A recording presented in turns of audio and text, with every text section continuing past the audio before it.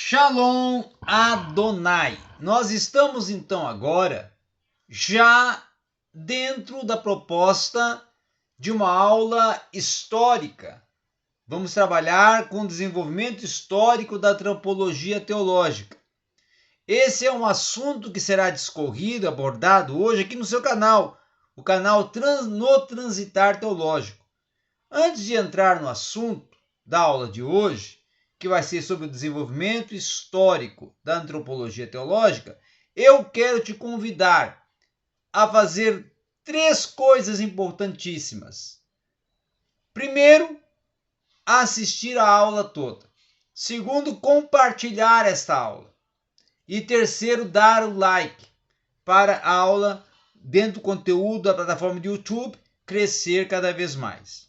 Lembrando a você que em breve estaremos lançando pela plataforma do Hotmart um curso de patrística.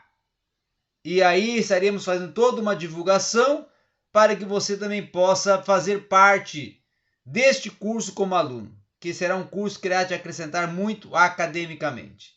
Muito bem, quando nós falamos sobre desenvolvimento histórico da antropologia teológica, nós temos que começar falando lá dentro do período do pensamento grego, do cosmocentrismo, tá? O cosmocentrismo tinha como características máteres a concepção do homem como uma parte da natureza, como considerada microcosmo, na qual o Logos universal era refletido, se tornando uma força normativa e consciente. E também nesse período era defendido na concepção do homem, na concepção humana, um ser com substância e um indivíduo com inteligência, razão e que no caso era autotranscendente, ou que não se autotranscende, melhor dizendo, que não se autotranscende. E terceiro, o cosmocentrismo tinha uma visão dualista do homem, espírito, matéria, corpo e alma, tá? As características da concepção do mundo cosmocentrista era da seguinte forma desenvolvida. Havia um cosmos que era complexo e ordenado, destinado a um fim por um logos considerado logos divino, que era imanente porque possuía um significado ontológico, que era o sentido do ser, e também era cognoscitivo, captado pela mente, e também era ético porque pautava a norma racional de vida. Os representantes do cosmocentrismo nós teríamos como o Platão, que era um homem essencialmente defensor, ou um filósofo que defendia que o homem era essencialmente alma espiritual, incorruptível e imortal. Tá? Platão defendia que o homem era essencialmente alma espiritual, incorruptível e imortal. Segundo ele, ou segundo Platão, nós teríamos que resgatar a alma da prisão do nosso corpo. Tá? Platão como um dos representantes da teoria do cosmocentrismo. Aristóteles, que era um outro representante do cosmocentrismo, defendia que o homem era constituído de alma e corpo. E pela alma, o homem superava a corrupção e a morte. O outro representante do cosmocentrismo era Plotino, que defendia a dicotomia entre a alma e o corpo. Tá? Já a próxima teoria, dentro já do pensamento bíblico agora, é o teocentrismo. O teocentrismo tem como concepção de mundo que é um mundo todo ordenado, é um todo ordenado. Um princípio de uma ordem que está na palavra de Deus, na sabedoria de Deus e na vontade criadora e salvífica. Não é uma individualidade criada, mas um nó de relações. Esta é a concepção do homem dentro do teocentrismo. Relações com quem? Com Deus, com seus semelhantes e com o mundo. E é uma visão e possui então o teocentrismo uma visão unitária do homem como unidade pluridimensional da alma, corpo e espírito. Segundo a antropologia bíblica, nós podemos destacar 3 pontos: a criação, o pecado e a graça. Deus criou tudo bom, contudo, a experiência da vida está repleta do mal, que vai proceder do pecado, a rebelião contra Deus, e vai se tornar também uma solução e uma intervenção de Deus por meio da sua graça. Tá? As características do teocentrismo são distinguidas em 2 âmbitos. No Antigo Testamento, nós vamos ver a história da rebelião da humanidade contra Deus e as suas consequências, como o fracasso do homem, não é? Que vai causar a queda e vai causar também o pecado original. Nós vamos ver também os profetas e os sábios reconhecendo a inclinação ao mal e discorrendo sobre isso nos seus escritos veterotestamentários, compõe o corpus escritos do Antigo Testamento, e vai crescer-se também a esperança da salvação através do plano salvífico estabelecido por Deus. É distinguida a característica do teocentrismo também dentro do Novo Testamento da seguinte forma: a chegada da salvação com o Messias, onde Jesus é o modelo ideal de homem, com a sua mensagem do Evangelho. Tá? Paulo e João desenvolvem então uma tripologia cristológica e soterológica, e o homem vai ser impotente para superar a condição de depravação, aonde vai ser oferecido para isto a graça salvadora de Cristo para o restaurar, redimir e lhe recuperar. Dentro da filosofia cristã, aí surge a era patrística, que vai defender o homem como a imagem de Deus. E a história e o processo onde vai surgir e ocorrer a espiritualização do mundo. Já Santo Agostinho, como um dos representantes da patrística, vai defender o homem como impotente para se salvar por causa da concupiscência, que é justamente a consequência do pecado original, que vai se opor à ação de Deus, a que somente a graça vai ser a condição de restituir ao homem a autêntica liberdade. E já vai estudar também a alma, destacando nela, inclusive, a condição deste homem manifestar a sua origem, ou começar a discutir a sua origem. Tá? Na escolástica, o período da Idade Média, nós vamos ver que esse período vai ter, dentro da antropologia, vai ter como características um período em que será dominado pela doutrina de Agostinho sobre o pecado original e a graça salvadora. E também vai ser um momento onde que o homem é considerado como criatura junto a outras criaturas, aí surgindo um objetivismo, contudo não chegando a uma análise das experiências fundamentais. O que vai ocorrer a ontologia do ser e do espírito. Tá?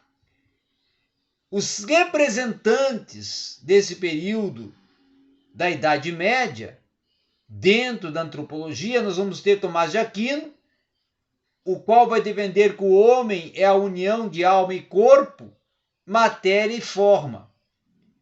E vai também discorrer que, contudo, a alma não está sob o corpo, contudo, é constitutiva do homem e a alma é o principal, ou é o princípio vital que vai lhe dar o ser.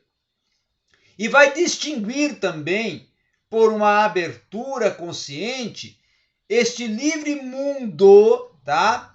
Sobretudo o mundo do cosmocêntrico e teocêntrico, tá? E vai também trabalhar a questão da graça como qualidade, que vai denominar como hábitos, tá? Que eleva a natureza humana. O racionalismo e a ciência, que vão nascer também na Idade Moderna, vão tralar ou discorrer sobre o homem, defendendo as seguintes propostas: que o homem ele adquire consciência do sujeito, que ele cresce dentro de um conhecimento de ampla possibilidade da salvação, começando a partir de um diálogo do humanismo renascentista, aonde o homem substituiu Deus como centro da vida. E vai desenvolver-se a antropologia teológica nessa argumentação no contexto da reforma proposta por Martinho Lutero, como tendo a salvação a obra exclusiva de Deus somente pela fé através da justiça de Cristo. No Concílio de Trento, então vai ocorrer uma definição, a justificação do pecador como a obra da graça, porém como participação do homem, e a natureza não vai ser totalmente corrompida pelo pecado original. Segundo a escolástica, lá nos séculos XVI, séculos XVIII, vai ocorrer a abordagem à necessidade que o homem tem da graça para se salvar. E na neoescolástica vai ocorrer então a busca da concordância das afirmações dos escritos dos pais da igreja e dos escolásticos com a proposta de buscar na revelação os dados sobre a origem da humanidade. E também de considerar os dons perdidos pelo pecado de Adão, ressaltando inclusive a sua transcendência, ou seja, o seu pecado, e analisando todo o organismo sobrenatural, restituindo o homem por meio do batismo denominado o batismo da graça. Francisco Soares, como um dos representantes desse período, ele vai discorrer e desenvolver sobre os temas da natureza pura, autossuficiente, e vai também tecer argumentos sobre o conceito sobrenatural, o que não é devido à natureza humana, certo? Na idade contemporânea, nós já vamos ter o momento da liberdade e razão, aonde a ideia da antropologia teológica é discutida como uma ideia cristã denominada teonomia, dependência de Deus. Liberdade entrando em conflito com antropologias como antropologias laica, filosófica, científica, que vão ser antropologias ou correntes da antropologia que vão ignorar a Deus. E vamos ver também uma perspectiva que vai defender a autonomia humana e a razão. E uma tentativa teológica de uma conciliação que vai ser uma perspectiva apresentada até pelo Gaudim et Spes dentro do Concílio Vaticano II, tá? Essa perspectiva personalista, humanista, de cunho bíblico-teológica, de caráter relacional, vai superar o individualismo e vai recuperar as dimensões sociais e cósmicas da graça e do pecado.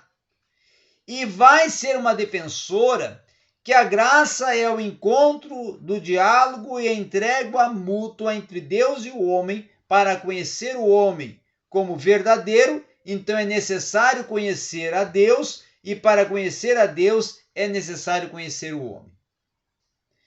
Galdin que vai ser o grande articulador desta postulação. As perspectivas antropológicas, as principais correntes antropológicas que vão surgir e vão ser as que vão dar constituição à antropologia teológica, nós vamos analisar a partir de uma proposta como o dualismo, que é uma corrente que vai estabelecer uma separação do corpo e da alma no homem, e vai ter como representantes dela o Platão, que vai identificar o homem com a alma, o Descartes, que vai afirmar que o homem é composto por duas substâncias distintas, né? Uma extensa, que é reextensa o corpo, e a outra pensante, que é o res cogitans, que é a alma. E nessa perspectiva, o mais importante é que o homem pensa e não o que faz, tá? Os outros expoentes dessa proposta, em destaque, vão ser o Agostinho de Hipona, o Nicolau de Cusa e o Melambrante. Tá? No realismo, nós vamos ter como esta corrente antropológica, o realismo, defendendo que o homem é uma substância composta de matéria e forma. E neste caso, a forma é a alma e a matéria é o corpo. A alma e corpo, então, são coprincípios que, quando separados, vão causar a não existência do homem. E o imaterial necessitar do material para obter o conhecimento. E os principais expoentes dessa corrente vão ser Aristóteles e Tomás de Aquino. Já o transcendentalismo vai trabalhar com a proposta do sujeito transcendental, cuja estrutura universal vai possuir todos os sujeitos humanos, particularmente a condição daquela possibilidade de todo um conhecimento ser alcançado. Com essa essencialidade, vai surgir também a proposta que o sujeito pode ser transformado em um objeto de conhecimento, o que vai tornar ele incognoscível. E os principais expoentes dessa postulação ou dessa teoria vai ser o Kant, o Immanuel Kant, e o Edmund Husserl. Tá? O existencialismo, que vai tratar como o homem dentro de uma existência que vai preceder a essência, vai também defender que o homem é um ser situado essencialmente relacionado com o mundo e com os demais, inclusive aberto a muitas possibilidades entre que deve escolher livremente. E os principais expoentes desta corrente vai ser o Martin Heidegger, o Jean-Paul Sartre e o Gabriel Marcel. Tá? O estruturalismo já vai ser um nível simbólico e consciente e uma autêntica base do real, aonde o papel do homem como o papel do sujeito sumamente limitado vai trabalhar com o significado por si mesmo, aonde somente em relação às estruturas sociais e culturais vai ser concedida a ele a condição do pensar e do se manifestar. Os principais expoentes desta corrente aí vai ser o Claude Lévi-Strauss e o Michel Foucault. Tá? Então, concluindo essa aula histórica ou da história ou desenvolvimento histórico da antropologia teológica, nós vemos que a cada período e a cada corrente, a cada tempo histórico, vai se desenvolvendo teorias, propostas, pressupostos que vão articulando sobre o homem como matéria, como ser e como interventor no espaço em que se está existindo e cumprindo a sua existencialidade. E aí, a partir disso, vai construindo não só o conteúdo de âmbito filosófico, mas principalmente vai compondo uma antropologia teológica no seu sentido histórico.